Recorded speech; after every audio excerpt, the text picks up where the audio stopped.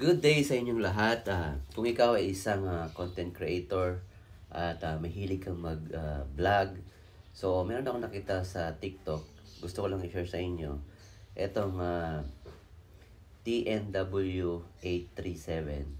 So, isa siyang wireless microphone so na pwedeng magamit natin during vlogging. So, nagustuhan ko lang dito kasi maganda yung kanyang review. At the same time is kapag maingay sa labas, so talagang goods yung kanyang noise cancellation.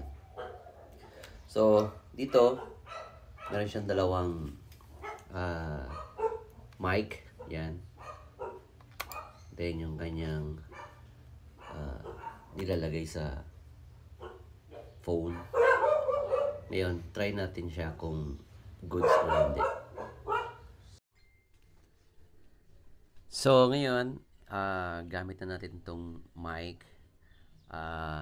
Hindi pa naka-on yung kanyang noise cancellation. So, kung mapapansin nyo, meron kayong narinig sa labas. Yan. At the same time, i-try natin. So, meron akong electric fan dito. I-open natin. Yan. So, yan. Yung electric fan na i-try natin. Ngayon, subukan naman natin ng i-on yung noise cancellation niya. So, yan. So, eto, naka-on na yung kayang noise cancellation. So, tingnan nyo kung ano yung difference ng wala at saka merong noise cancellation.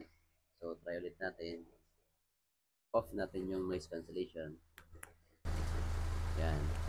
Then, subukan natin ulit na i-on. So, nakita nyo na yung difference. Napakaganda talaga niyang gamitin. Lalong-lalo na kung kumukuha ka ng video. So, dito makikita mo yung difference niya kung goods o hindi. Pero para sa akin, ito is very helpful kasi palagi akong nag-shoot sa outdoor.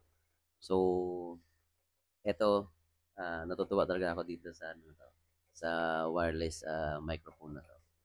So, yan guys, kung gusto niyo tong wireless microphone na to na TNW837. So, meron dyan sa Yellow Basket. So, check nyo lang dyan. Pwede kayong mamili kung anong kulay ang gusto mo.